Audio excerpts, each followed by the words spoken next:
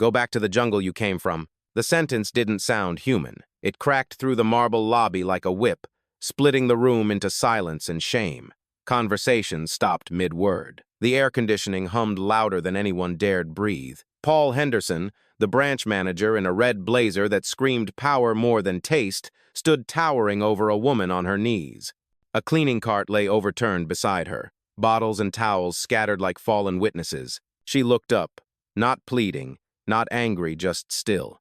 Her name was Ava Moore, and in that stillness lived more power than anyone in that lobby could see.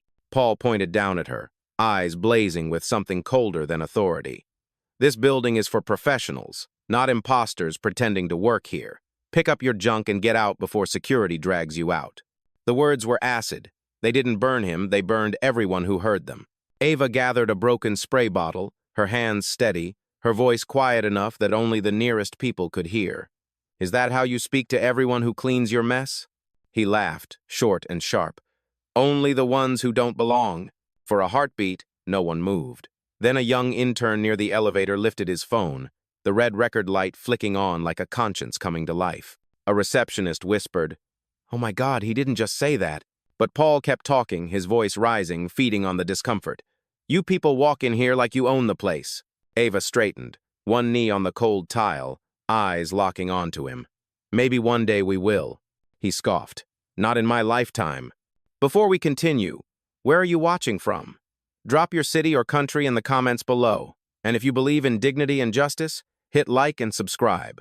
These stories spark change, and we are glad you are here. Now, back to Ava. She stood up fully. The janitor's badge on her chest caught the light, plain, plastic, harmless. But her stare wasn't. It sliced through Paul's confidence like frost across glass. Around them, the crowd began to shift. Phones up, murmurs spreading. Every camera now pointed at the wrong man. Paul folded his arms. Record all you want. HR will back me up. Ava tilted her head slightly. You sure about that? The marble floor gleamed between them like a stage polished for a reckoning. And somewhere inside that silence, justice started to move. Ava stood motionless while the echo of Paul's words still floated in the air. Around her, the lobby began to breathe again, whispers, footsteps, the quiet clatter of a dropped pen. People went back to pretending nothing had happened, but every glance carried the same unease. She adjusted her uniform, straightened the name tag that read maintenance staff, and pushed the fallen cart aside. Paul turned away with the satisfied air of a man who believed the scene was over. He did not know that Ava was exactly where she wanted to be. 2 weeks earlier, she had signed her own name on the approval forms that created this position: temporary cleaning staff, 3-month contract, internal audit access. This morning was not a mistake, it was an observation. She had spent a decade building this company, shaping its values, watching it grow from a startup in Atlanta to a national powerhouse. But success had distance, and distance bred blindness. Lately, she had been hearing rumors, too many whispers about how certain managers treated people who did not look the part. So she decided to see it for herself. No security team, no executive badge, no hint of her title, just a uniform and a cart. Paul's voice broke her thoughts. Do not forget to mop that corner, he said loudly, making sure others heard. His tone carried the arrogance of someone who enjoyed being overheard. The receptionist laughed weakly, eager to stay on his side. Ava nodded once, her face unreadable. Yes, sir, she said softly, letting the words roll out like smoke, thin but deliberate. As she turned toward the corridor, she noticed a reflection in the glass wall, her own face next to the Golden Company logo she had designed years ago. Moore Financial Group. The irony almost made her smile. Near the coffee bar, a young intern, Leo Nguyen, watched her quietly. He had seen everything. He whispered to a colleague, "That was wrong." His colleague shrugged. She should be lucky to even be in here. Leo frowned, phone still in his hand, the recording icon glowing faintly. Ava wheeled her cart to the far corner of the lobby and began to work. Each movement was measured, graceful, deliberate. But behind the calm, her mind was cataloging names, times, and faces. Every remark, every glance, every silence would be logged. Paul strutted past her again, adjusting his tie. When you finish here, take the back elevator, he said. The executive floor is not for your kind. Ava's eyes lifted to meet his, steady and calm. Understood, she replied. But inside, a quiet line had already been crossed. Today was supposed to be a routine audit. Now it was personal. Paul Henderson's voice carried down the hallway long after he was gone, each syllable leaving a thin film of contempt on the marble air. Ava continued to mop slowly, the rhythm steady, the scent of disinfectant rising like calm defiance. She moved with purpose, but inside her pulse drummed against her ribs. The humiliation was not new, only recycled in a different uniform. A group of employees stepped out of the conference room, 3 men and 1 woman, all dressed in the company's branded suits. Their conversation stopped the moment they saw her. The tallest one, a marketing associate with a badge that glimmered like status, smirked. "Guess we are hiring from anywhere these days," he muttered, loud enough to echo. The others chuckled under their breath, pretending not to look directly at her. Ava glanced up, her tone calm. "Good afternoon." He ignored her greeting and turned to the others. She probably sneaked in through the service door. That happens when standards drop. The laughter came again, soft and poisonous. The receptionist from earlier appeared with a clipboard. "Maintenance, please do not stand in this area. The executive board is arriving soon." Her words were polite, but her tone was the same as Paul's, an instruction meant to shrink. Ava nodded without a word and rolled her cart toward the far end of the lobby. Behind her, someone whispered, "You would think she could at least smile. Some people act like they hate being here." Another replied, "She should be grateful she has a job." Ava kept walking, but every comment etched itself into memory. She could almost hear Carla, her executive assistant, in her head. "You do not have to do this yourself." And yet she did, because every polished speech about inclusion meant nothing if this was what inclusion looked like in practice. At the far corner, she crouched beside a potted plant and began to clean the glass base.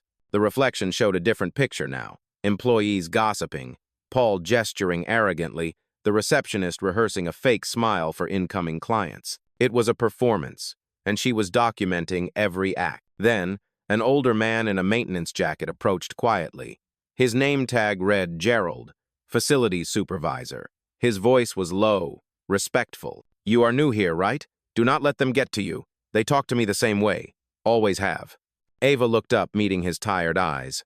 "How long have you been here, Gerald?" 13 years, he said. "Long enough to know who gets respect and who cleans up after it." His words settled heavy between them.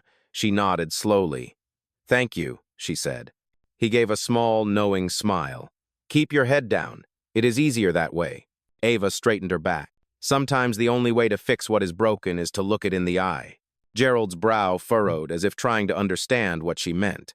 Ava placed a hand on the handle of her cart, her expression unreadable. The hallway lights flickered once, catching the faint glint of her employee badge. It was just a piece of plastic to everyone else. But for her, it was something else entirely, a mirror, showing her how invisible power could be when it chose to hide. The lobby clock ticked toward 10:30, its soft rhythm marking the quiet after insult.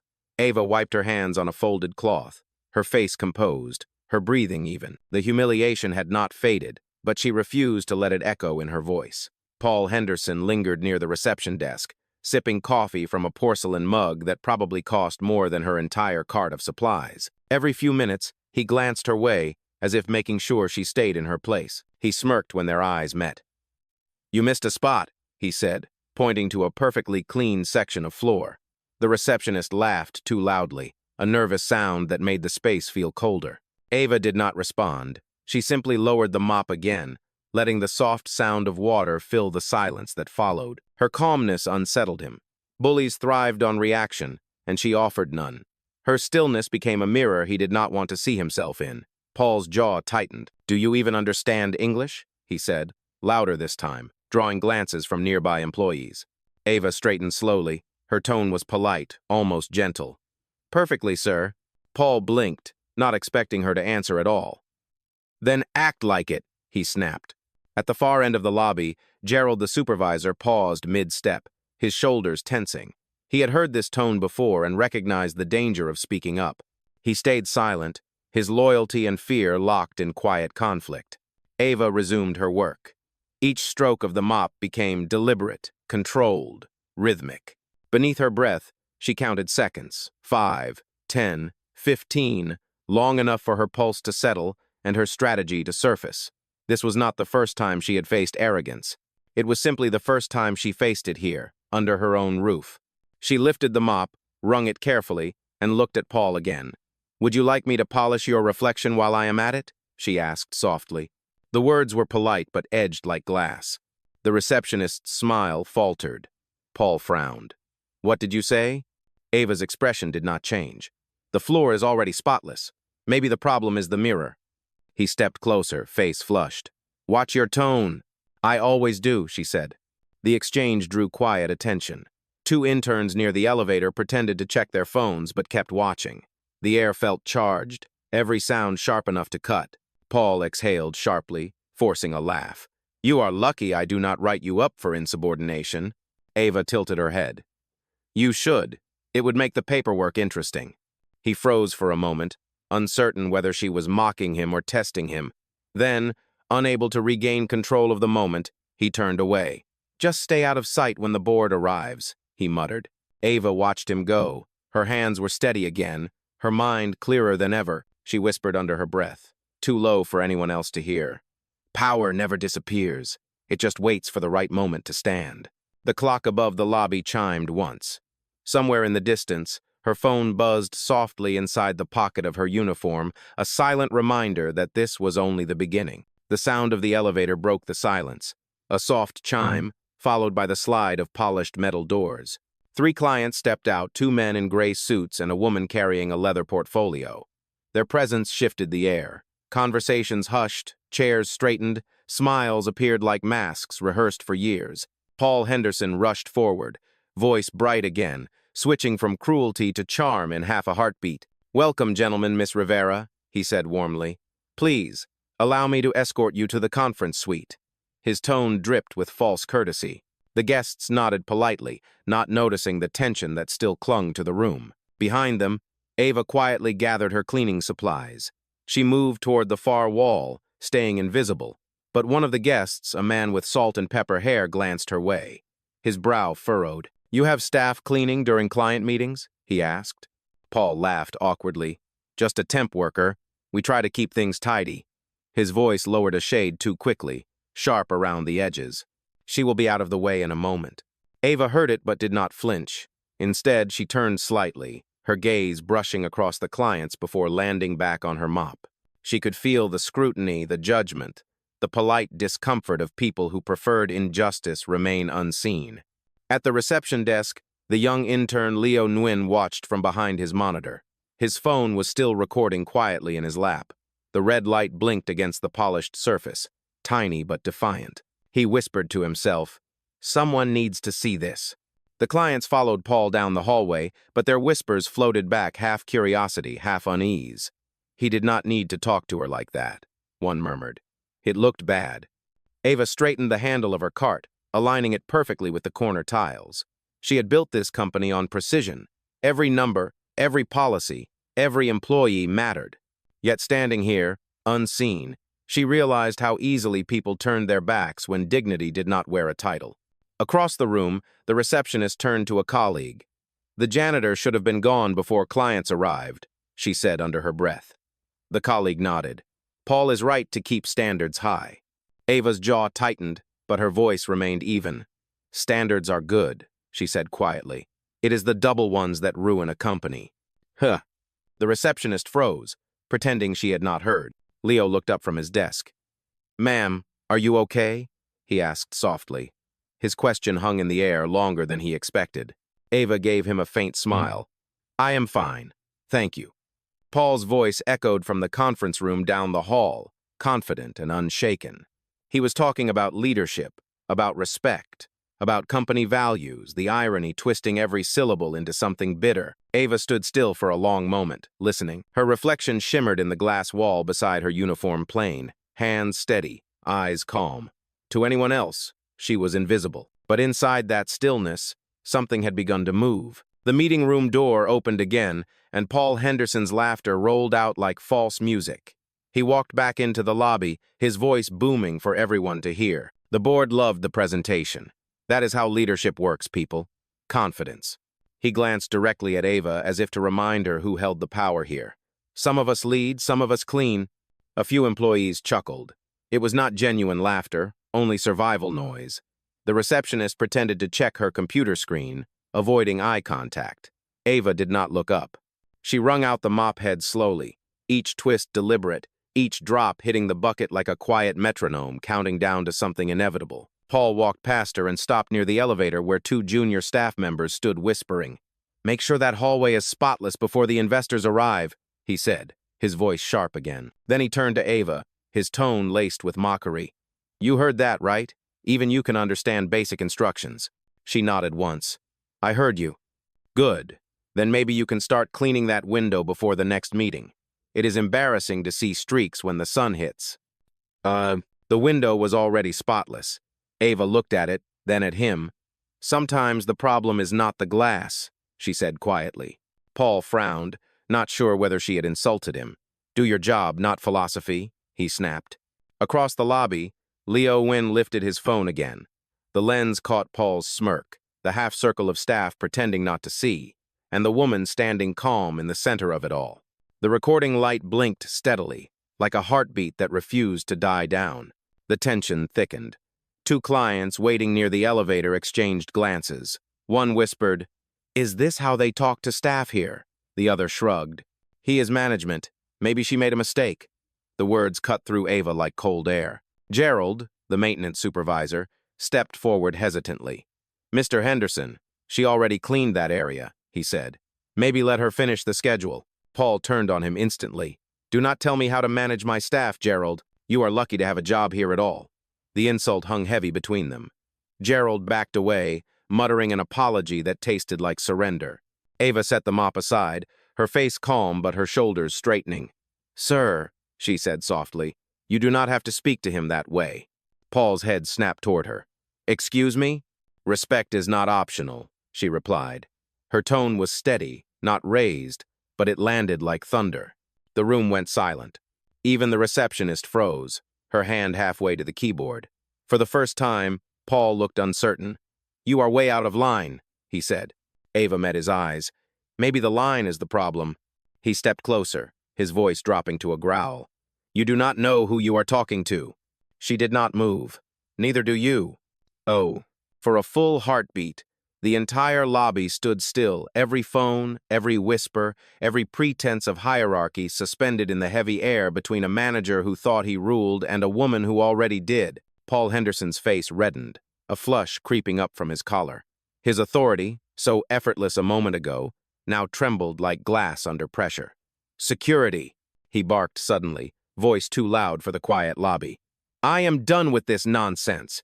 Get her out of here." "Oh." Two security guards looked up from their station near the entrance. They hesitated, uncertain. One of them, a tall man with dark skin, glanced between Ava and Paul, his jaw tightening. "Sir," he said carefully, "what seems to be the issue?" "The issue," Paul snapped, pointing at Ava, "is that this woman has been disrespectful, insubordinate, and disruptive. She does not belong on this floor. I want her removed immediately." Ava stood perfectly still. Her eyes were calm, her hands loose at her sides. "You are sure you want to do that?" she asked softly. Paul laughed, though it came out sharp and nervous. "You do not make the rules here. I do." The guards exchanged uneasy looks. One whispered to the other, "She is not resisting. Why would we—" "Do your job," Paul shouted. The veins at his temples stood out, his voice cracking with the weight of authority he no longer fully owned. The receptionist rose from her chair, whispering to a colleague, "This is getting out of hand." Phones were already out, cameras lifted discreetly. Leo Wynn's red recording light blinked again, steady, unflinching. Ava finally spoke, her tone soft but carrying through every corner of the room. "You are calling security on someone who works here. Does that make you feel safe or powerful?" Paul froze mid-step. "You think you can embarrass me in my own building?" Ava's gaze did not waver. "It depends. Is this building yours?" The question hit harder than a shout. A murmur rippled through the staff. Gerald shifted from one foot to the other, his conscience visible on his face. "Mr. Henderson," he said, voice low but firm, "she is part of our team. You might want to check that before." Paul cut him off. "You are suspended, Gerald. Get out of my sight." That was the moment something changed in the air. The guards did not move toward Ava. Instead, They looked at one another and then back at her. She nodded slightly, as if giving them permission to stand still. Her calm was magnetic, heavy, impossible to ignore. Paul took a step closer, his anger breaking through his fear. You people are all the same. You walk in here acting like victims and forget who signs your paychecks. A gasp escaped someone near the elevators.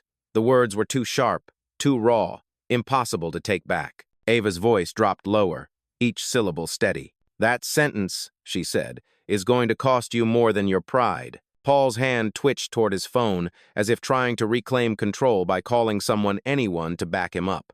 But the crowd had already chosen its side. Every face was turned toward Ava now. Every phone captured the moment his authority cracked under the weight of its own cruelty. She looked at him one last time. The problem with arrogance, she said, is that it never sees the fall coming. And in the breath that followed, Paul realized he was already standing on the edge of his. Ava reached slowly into the pocket of her uniform, her movements calm and deliberate. The security guards stiffened for a moment, but she only pulled out her phone. The screen lit up with a single word, Carla. Her thumb hovered for a second before she pressed call. The phone rang once. Miss Moore, a crisp voice answered immediately. Are we proceeding? Paul Henderson blinked. Miss. What? His confusion cut through his anger. Ava's tone did not rise, it deepened. Yes, Carla. Activate Internal Protocol 6. Real-time verification. Timestamp the recording feed from this location. Carla's voice came clear and unwavering through the speaker. Confirmed. Logging incident now. Security feed synchronized. Would you like HR observation on standby? Paul frowned. What kind of cleaner has a direct line to human resources? Ava finally looked up, her gaze level and calm. The kind you should have treated better. A hush spread through the lobby. Phones stayed lifted, but no one dared to speak. Gerald, the maintenance supervisor, watched her with dawning realization. He mouthed a single word to himself. CEO. Paul tried to laugh, but the sound came out brittle. You are bluffing. Am I? Ava replied. She turned her phone so the speaker faced outward. Carla's voice carried through the air. Paul Henderson, current regional manager, employee ID 0279, under review for multiple code of conduct violations. Confirmation received. The blood drained from Paul's face. Who authorized this? He demanded. Ava's eyes never left his. I did. The security guards glanced at each other again, uncertainty written across their faces. One of them spoke quietly. Sir, maybe we should let her explain before... Do not listen to her, Paul snapped, desperate now. She is just some temp worker pretending to be someone important. Carla's voice interrupted him, steady as stone. Mr. Henderson, this line is being recorded. Any further misconduct will be escalated directly to corporate legal, the crowd murmured. A woman near the elevator whispered, She was serious. She is someone. Ava lowered the phone but did not end the call. Her voice softened, almost kind. You had every chance to choose respect, Paul. I even gave you time. He opened his mouth, but no words came out. The receptionist who had laughed earlier covered her mouth, eyes wide. Ava turned slightly toward the security guards. Gentlemen, thank you for your patience. You are free to stand down. This will be handled through internal systems. One of them nodded slowly. Yes, ma'am. That single word, ma'am, shifted the entire atmosphere.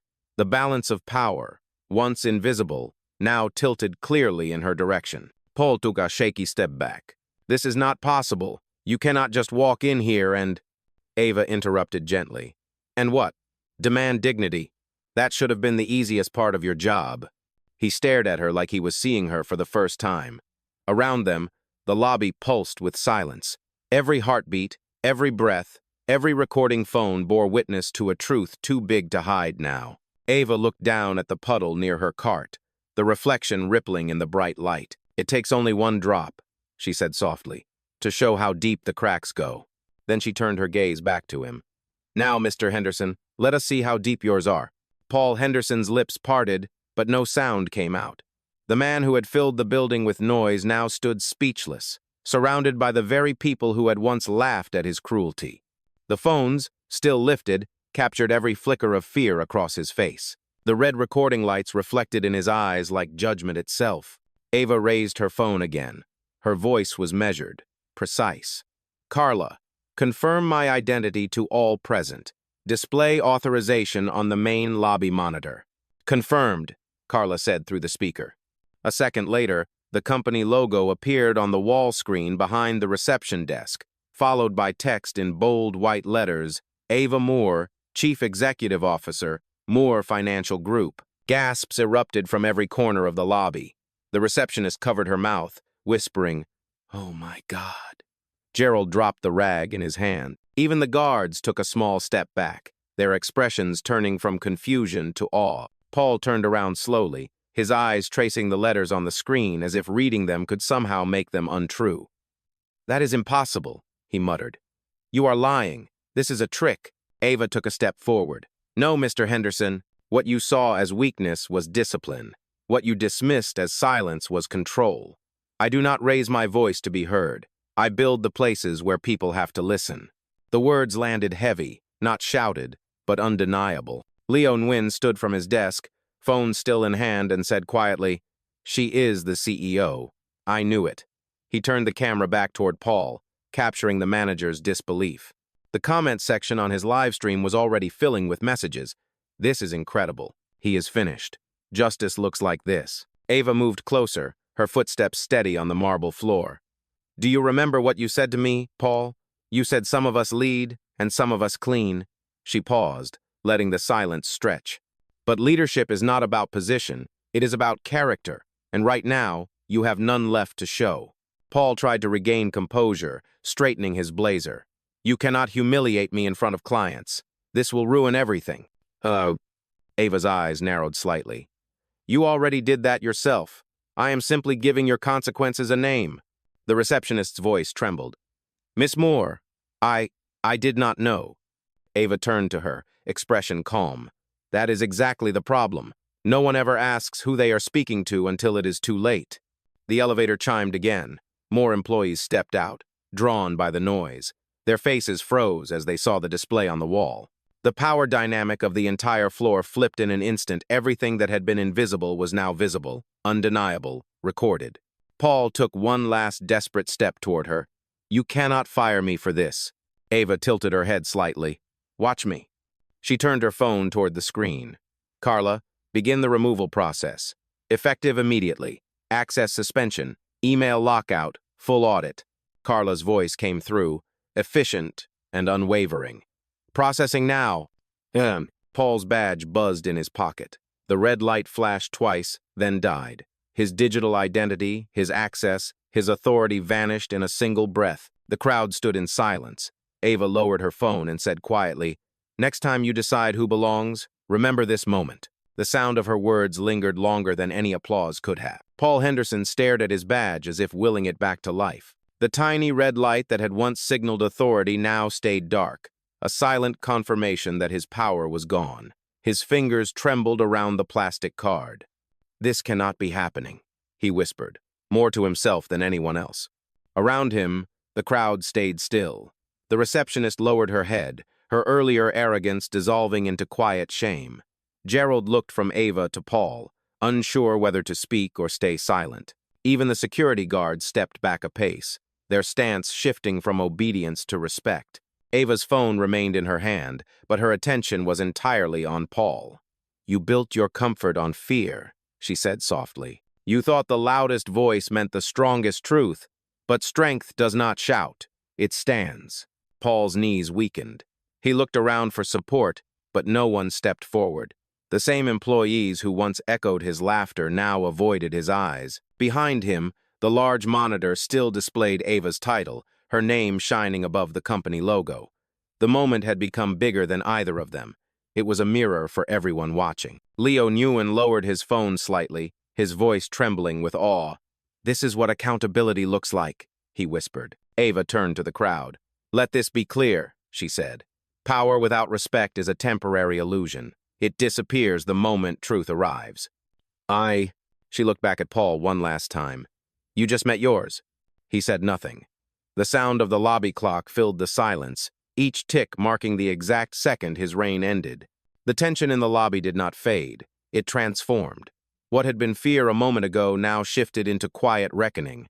Paul Henderson stood like a statue carved from disbelief. his badge hanging useless in his hand. The air was heavy with the kind of silence that follows a storm, the kind where no one dares to move until the truth settles.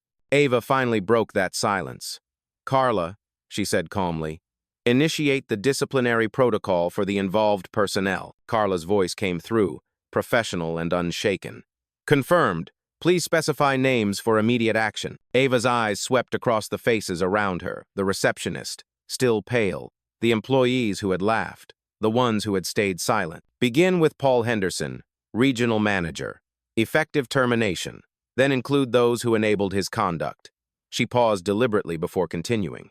"Conduct a review of all internal complaints ignored under his supervision. Reopen every one." Paul's head jerked up. "You cannot destroy my career like this," he said, his voice breaking somewhere between anger and desperation. Ava met his gaze, steady and unblinking.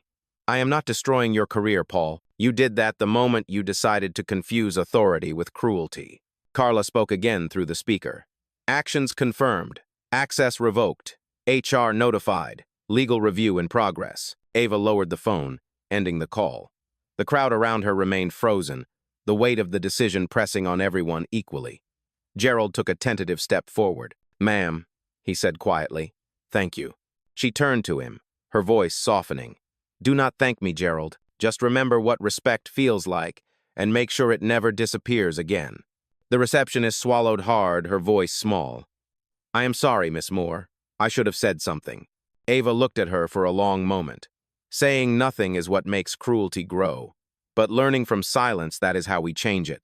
Leo Nguyen lowered his phone completely now, his recording finished. "People online are already talking about this," he said softly. "They are calling it justice in real time." "Oh." Ava gave a faint, knowing smile. "Then let it be more than a moment. Let it be a message." Paul finally spoke again, the last shred of defiance fading from his voice. "What happens to me now?" Ava's reply came without hesitation. "You reflect, you rebuild, or you stay the same and watch the world move on without you." He lowered his eyes, unable to meet hers again. The entire lobby seemed to exhale. Employees who had been frozen in place began to shift, whispering quietly among themselves. The reality had set in. Leadership was not untouchable, and silence was no longer safe. Ava looked around one last time, her expression neither angry nor triumphant. It was resolute. "If a company forgets the value of its people," she said, "then it forgets the reason it exists." The words fell into the air like a closing bell, final, undeniable, and impossible to unhear. The lobby felt different now. The same walls that had once carried the weight of arrogance now held something quieter, heavier, more honest. The employees who had stood frozen began to move slowly, their footsteps softer, their voices subdued. A few of them approached Ava hesitantly, unsure if they should speak or simply acknowledge what they had witnessed. Ava did not stand on a pedestal. She was still in her uniform, the same plain shirt, the same worn shoes, the same hands that had pushed the mop an hour ago. Yet nothing about her presence was small. She looked around the room, meeting eyes one by one, her gaze steady but not cruel. "Listen to me," she said, her voice firm but calm. "I did not come here to humiliate anyone. I came to understand. What happened today is not about one man. It is about a system that grows comfortable ignoring the quiet people who keep it standing. That ends now." No one spoke. The truth was too sharp to interrupt. She stepped toward the overturned cleaning cart, kneeling to pick up the same bottle that had rolled away when Paul first shouted at her. The marble floor still held the faint outline of spilled water, a fragile memory of where it had all begun. She wiped it with her cloth until it vanished completely. Then she straightened, the gesture simple yet symbolic. Gerald stepped closer, voice low. "What will happen next, Miss Moore?" Ava looked at him and answered plainly. "Reform, training, audits, accountability. Every location, every department. This company will remember what it means to see people, not positions." The receptionist, tears forming in her eyes, said quietly, "You could have fired all of us." Ava shook her head. "Justice is not revenge. It is repair. But repair begins with truth." The employees around her nodded slowly. Even the guards, who had stayed near the doors, stood taller as if reminded that their work meant more than orders. Ava turned toward the camera still in Leo Nguyen's hand. You can post what you recorded, she said. Let people see that silence can end with action, not anger. Leo swallowed hard and nodded. Yes, ma'am. Paul Henderson remained by the wall, motionless, pale, and small. Ava looked at him one last time. I do not need to destroy you, Paul. You already know what you did. Live with it, and do better somewhere else, if you can. She turned away, rolling her cart toward the elevator. Each step echoed with the rhythm of resolve. The uniform still hung loose on her frame, but it no longer disguised anything. It had become a symbol. Before stepping inside, she paused and looked back. I do not need to film justice, she said quietly. I am the result of it. The elevator doors closed, sealing the moment in silence. The lobby stood still once more, not in fear this time, but in awe. For the first time in a long time, everyone understood that dignity was not granted by title. It was earned by truth, and that truth had just spoken for itself.